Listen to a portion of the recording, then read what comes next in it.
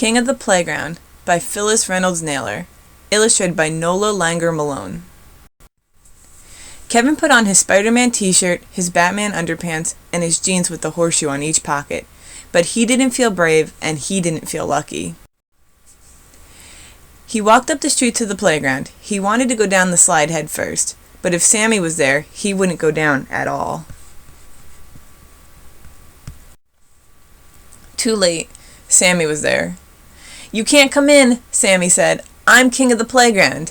And he told Kevin what he would do if he saw him on the slide.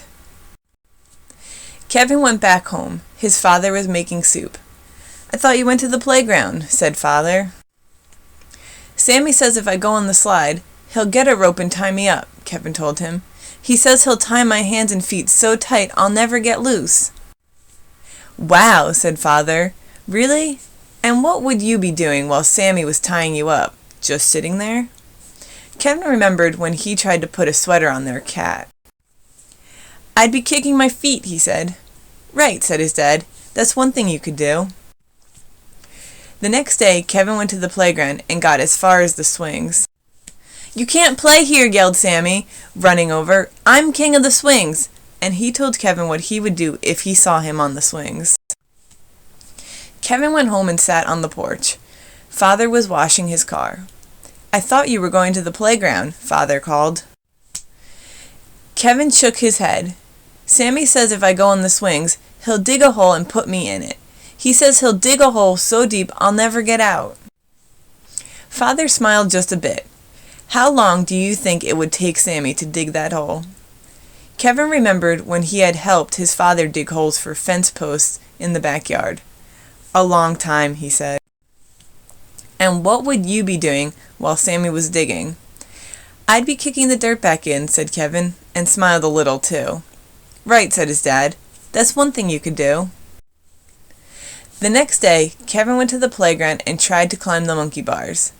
"You can't play here. I'm king of the monkey bars," Sammy shouted, and told Kevin what he would do if he saw him there again. Kevin went home and climbed up the maple tree.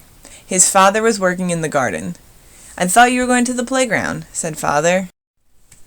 "Sammy says if I climb the monkey bars, he'll come over to our house and nail all the doors and windows shut, and we'll be trapped forever." Kevin looked at his father, and they both started to laugh.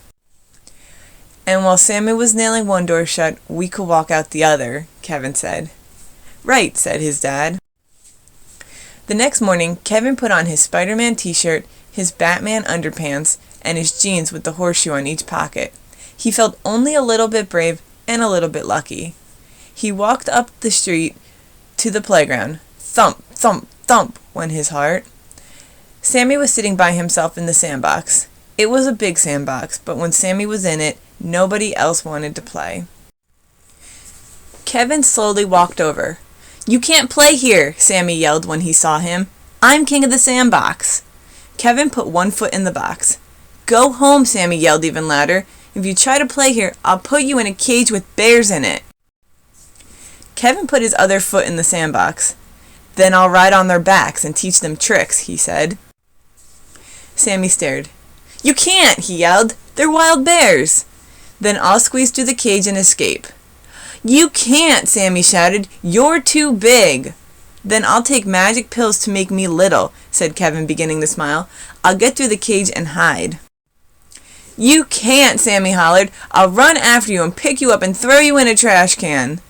"Then I'll take magic pills to make me big again, and I'll drive away in a truck." "You can't," bellowed Sammy. "I'll go to the army and get a tank and chase the truck and push it off into the ocean." "Try it," said Kevin. Sammy stopped hollering. "What?" he asked. "Try it," said Kevin, and sat down. He began digging a tunnel at one end of the sandbox. For a moment, Sammy didn't say anything at all. Then he began digging a tunnel at his end of the sandbox. Faster and faster and farther they dug until suddenly, whomp! They bumped heads right in the middle. This time Kevin laughed out loud. He wasn't sure, but he thought maybe Sammy was smiling too. "I'm going to build the biggest fort in the world," Kevin said, and began digging again. "Ha!" said Sammy. "It's gotta have towers." It will, Kevin said. It's got to have a drawbridge, said Sammy. It will, Kevin said.